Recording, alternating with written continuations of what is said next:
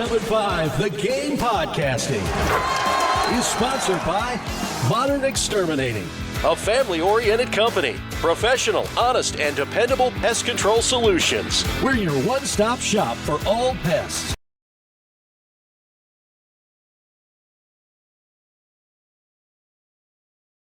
The schedule includes some early home games against Kent State and Towson, and then it gets real. It gets real fast. At Alabama, Kentucky, at Florida, Tennessee, at Oklahoma, A&M, Georgia, Clemson. These are beasts. Yeah, that's a monster. It's a really hard schedule. But here's why they're still a sleeper. And that in the expanded playoff, South Carolina doesn't have to go unbeaten. They have to show that they can beat great teams and be dangerous late. And we saw this from South Carolina a couple years ago. How many close games did they win a few years ago? A bunch, right? They knew how to win close games. Last year, they had a bunch of teams on the ropes. They had Alabama on the ropes. They had Texas A&M on the ropes, and they couldn't quite finish. Well, now, if they can unlock LaNorris Sellers' potential with the hire of Kendall Briles, that could be significant, because if the offense becomes more consistent, South Carolina's the kind of team that can upset anyone. And in a playoff bracket, the can upset anyone type of team is not a very fun draw. All right, so I think it's interesting. I see where Greg McElroy is going with you've got a returning quarterback with a high ceiling, and you brought in an offensive coordinator who you hope actually knows what they're doing, because they have a track record of showing they know what they're doing, especially with a dual-threat quarterback, because Kendall Briles was the OC, obviously, at Arkansas when they had K.J. Jefferson, Rocket Sanders, and company. They had weapons. Yep. They had weapons, and that offense was explosive, and Kendall Briles was the OC. So there's a track record of unleashing the dual-threat quarterback.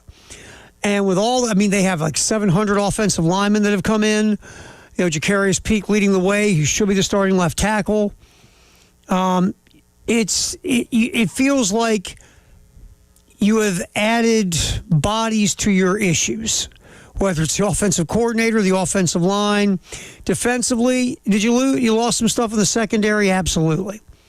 But you have your entire linebacking crew back. You got Dylan Stewart. You hope you've added some pieces that can help Stewart with the pass rush through the portal. Mm-hmm.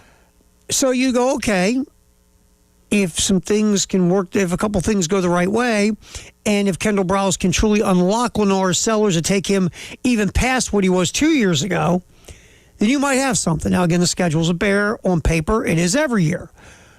Every year it is. So I see where Greg McElroy is going with the whole thing. Joe always seemed like an odd fit.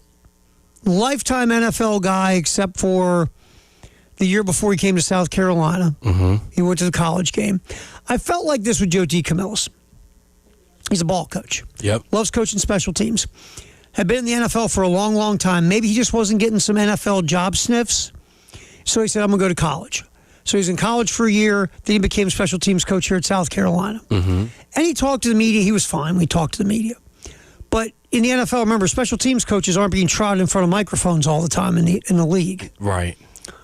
So I don't know how comfortable he was with the overall vibe of college. You got to go recruit, because you're always recruiting in the SEC. And just the whole vibe of being a college special teams coach as the comparison of being an NFL special teams coach for over 2 decades. It just never felt like old Joe D was totally comfortable.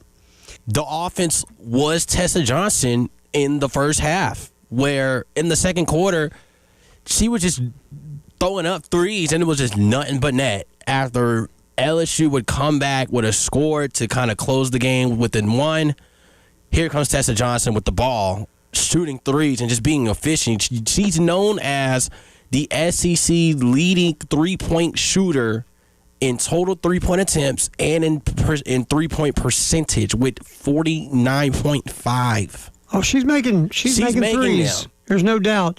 Look, the thing with South Carolina, we talked about this in the opening riff of the show, mm-hmm. Tessa started making threes, raining them in the first half, and then that changed the entire way defensively that LSU guarded Tessa and guarded the Gamecocks. So basically it was a 4-on-4 game because the LSU defender was not leaving Tessa. And then Tessa would just kind of go stand somewhere away from the action a little bit, so to speak, to pull her defender. And it's a 4-on-4 game. There's more space on the court for South Carolina to operate offensively. But again, that's how much Tessa affected that game, even more than points.